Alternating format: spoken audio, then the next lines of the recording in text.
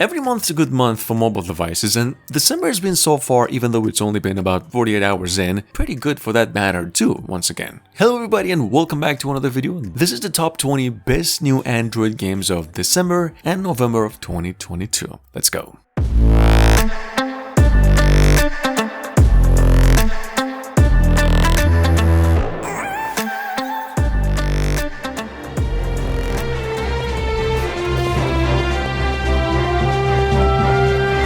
At number 1, from only a few hours ago, we've got over here the one and only Grand Saga. This is one of the most anticipated MMORPGs of the year that's actually been promised a global release on the Play Store and now finally here. There's a problem though, guys. You're gonna have to use the link down in the description for the English version, for some of you only. It's also a cross-generational version in Japanese off of a previously original Korean game, in case you are new to it, and set to be released worldwide by the end of the month. Check it out. This is how it actually looks.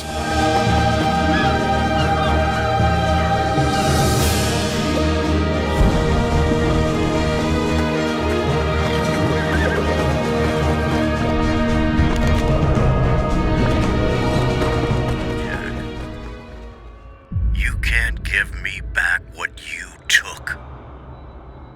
The effects of your crime will ruin your life. Next up, guys, this has actually been a pretty long time coming, in fact since the original game came out in 2018, as one of the most famous survival horror games on the platform with over 10 million downloads ever since, and now going by Case 2 Animatronics. This is a atmospheric horror game in which your mission is to just survive at any cost in the midst of a pack of FNAF monsters. Here's how it looks. Game still in its pre-alpha state and also available on TapTap, in addition to Google Play.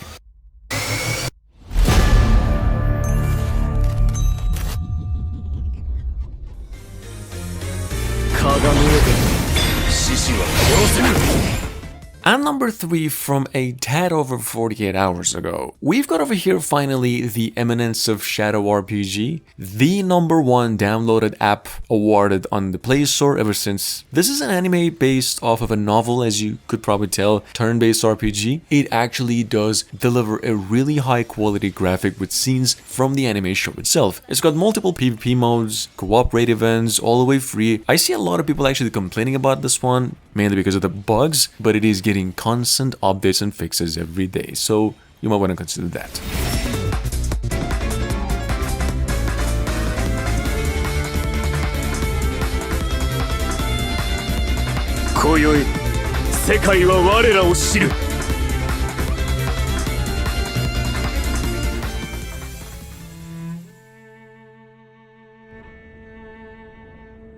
Number 4 we have actually from a tad over a week ago, and from the same developers of all Ice Scream games and a lot of other horror games as well, a totally brand new IP going by Witch Cry, which has to be probably the most fine-tuned story-based horror game coming out of the company ever since the opening. It's got quite a bit of survival horror-tuned elements, all balanced and detailed, has no bugs so far, it's free all the way, and it's promised to be continued with further episodes down the line.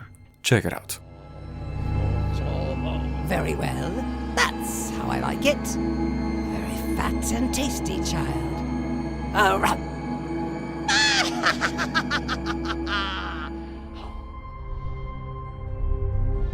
Coming up at number 5 from September this year, just an honorable mention though, as one of the highest rated, most fine-tuned games of all time on the mobile gaming scene, we've got over here the House of Da Vinci 3. This is not a free but paid puzzle adventure off of a series that goes back to more than 3 years ago, and with the Android version specifically being in the works for almost 3 months. Check it out, this got to be a head and neck above the rest of the list, no matter the genre, and it'll take you down for only $7 US.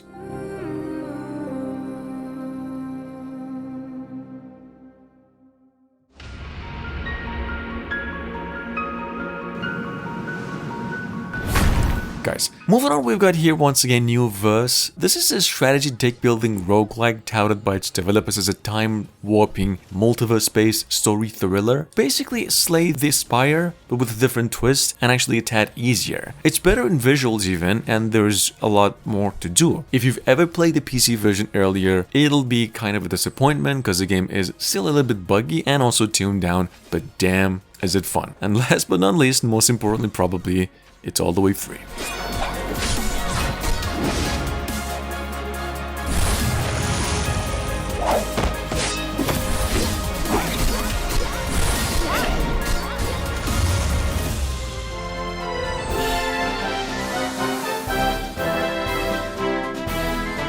Dragon Quest Builders actually came out a little earlier this year, but it finally just went through its official worldwide release and it's sitting on the Play Store since half a day ago for the price of $35. Which is insane, I know, but this is just an honorable mention, specifically for the series' fans. Guys, listen. This has to be the single best and most visually and scale-wise biggest game of the month, if not the whole year, and boy does it actually deliver on cell phones. If you're in doubt, just buy it.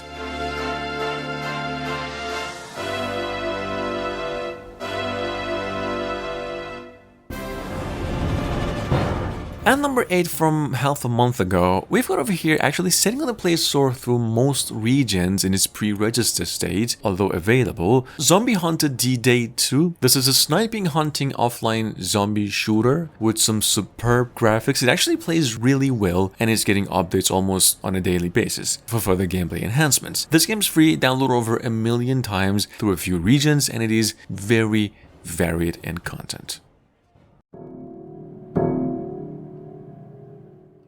Coming up behind that, we have The Secret Elevator Remastered. Yes, this is actually a fine-tuned, amped-up version of the old puzzle adventure that first came out last year, in which, well, in case you are unfamiliar with, you do take on the role of a regular dude trapped inside of his own dreams, as you just fighting for your life through doors, mostly in puzzles, to find a way out. This is a story-based game, quite fine-tuned in nature, superb in graphics, and very, very amazing in atmosphere. The game will take you down for $1 US.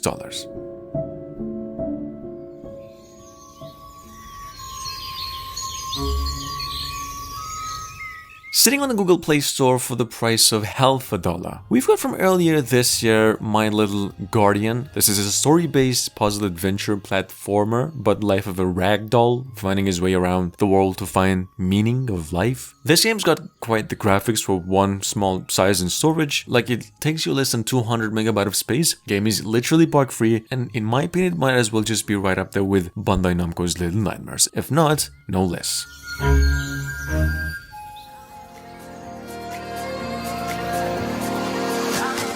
If you were die-hard bus simulation games and you weren't really pleased with the pay-to-play recently released Bus Sim City Ride, even though that game's honestly the best yet, we've got over here from roughly a couple of weeks ago Bus Sim 2023, hands down the best competitor to that game. It is quite literally the same, if not no less. The game is really fine-tuned in nature, it's very amazing in graphics and smooth as hell, and at some point you won't even need an internet to play. At number 12 from a couple of weeks ago, we've got over here Entropy, a pixel art retro-inspired almost bullet hell shooting game and a roguelike. And I don't even know why, but the game is just for some reason all the way free. This is how it works, looks, and to be quite frank, it is bigger and more generous than any other game in today's list if we're talking content. So keep it in mind.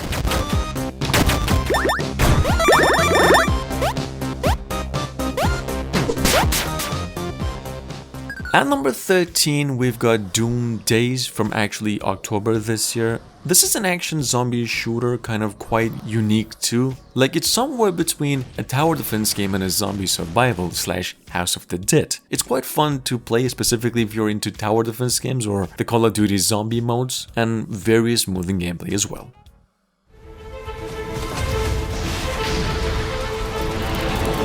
At number 14, we have Project Dawn from half a month ago. This is actually one of the better yet most underrated top-down shooters, quite a bit in the same vein as alien shooter games, albeit you throw in a dash of StarCraft minions in there, and mix that with a little bit of mobile elements. Like, it's a quad-based game and it is quite fine-tuned in online servers. Game's free all the way, takes you about only 60 megabytes of space, and literally bug-free.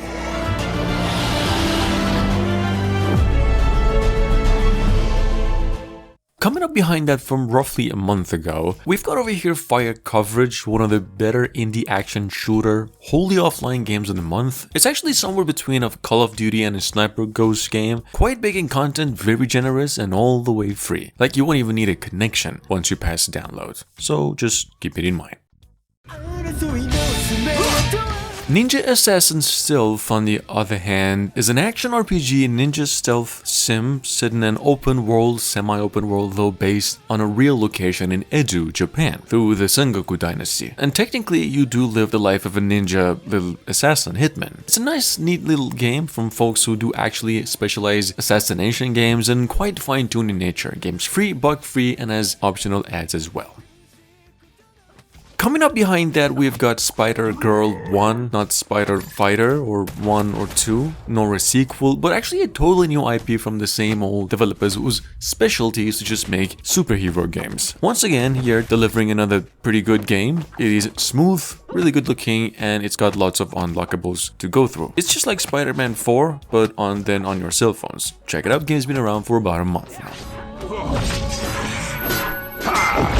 Coming up behind that from roughly 20 days back, we've got the much awaited Heroes and Castles sequel. This is, for those of you new, a third-person action RPG strategy and castle defense mashup. This game is, in my opinion, phenomenal. It's got a ton of in-game content and races and characters to just choose from. It's addicting, fun, and it'll even take you less than 500 megabytes of space.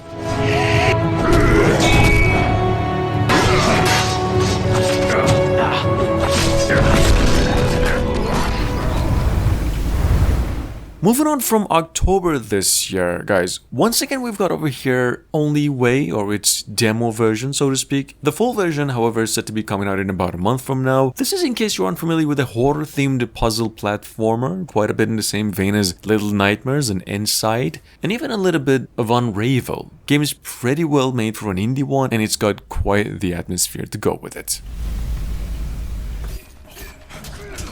And last but not least, as actually one of the most underrated games on the whole gaming scene since the beginning of the year, we've got Mortal Kombat Onslaught. This is a fighting but actually mobile RPG or gacha style adventure. This game does continue to some extent on the stories of Mortal Kombat 11 with some additional cutscenes and content. It's very much like a Raid Shadow Legends game except in NetherRealm's universe. And last but not least, all the way free.